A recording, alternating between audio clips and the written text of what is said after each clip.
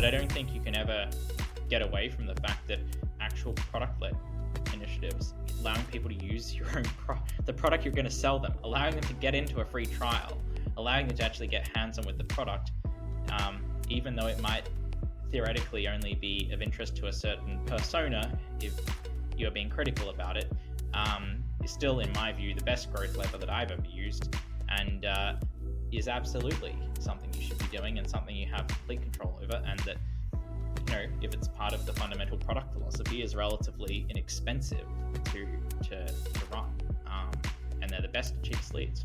Some of the excuses I've heard, though, I mean, it's incredible, the excuses that I've heard, like everything from too much product development to people wouldn't see the value in a free experience, or it's not going to be profitable for us if we do that, or our competitors are going to get to know our secrets if we do that. Like it's like, open it up. If your competitors really want to know your secrets, they're going to find them anyway. So just open up the product, let people get hands-on experience with it. If it is a product that has true value behind it, I think that you'll find in many instances they are willing to go in and start using it, and they will come to you organically when they've hit their usage limit. I mean, absolutely, I come up against this all the time. Every single company I've worked at, there's always resistance around a free tier or an open product experience.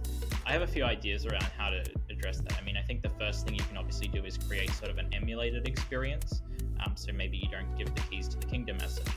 A sandbox kind of environment, it's a guided tour that's interactive. You can kind of click and see and feel what it might be like, but you're not actually in the actual product. I think that's one idea. I believe that a company called Pendo now offers a solution for something like that. Obviously, having great sort of walk through guided tours of products when you sign up, excellent onboarding, but not obnoxious onboarding, because we've all signed up to products where we get 100 emails, on day 2 and 3, and it just feels so forced and unnatural. I think there's a way you can do onboarding in a nuanced way, and I think one of the perhaps the greatest examples of that was during my time at Labelbox. We saw phenomenal growth from our product there, and it's widely known in the data science community as being an excellent free offering for data scientists that want labeling, and conversely, it was expanded to be available to educational institutions at no cost as well.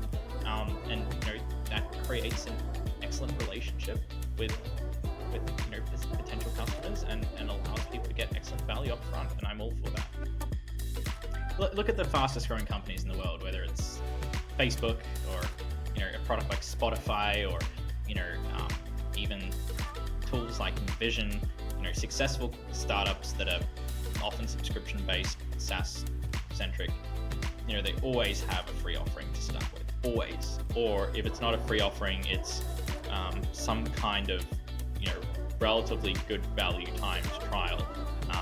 Canva is an excellent example of this. You can literally design in Canva. But the minute you click on a premium element, one of the ones you actually probably want to use in your design, you actually have to pay, and you do that enough times, and it's like, okay, well, yeah, I'm just going to pull out my credit card and just pay, and I've been guilty of doing that myself. It's like, so I think that's kind of the way that I see growth, and I don't think as growth marketers and demand gen marketers, you should be divorced of that. Your front end tactics in terms of your paid media, your email, even your events, the way you communicate about the product publicly should all ideally drive people to these kinds of experiences.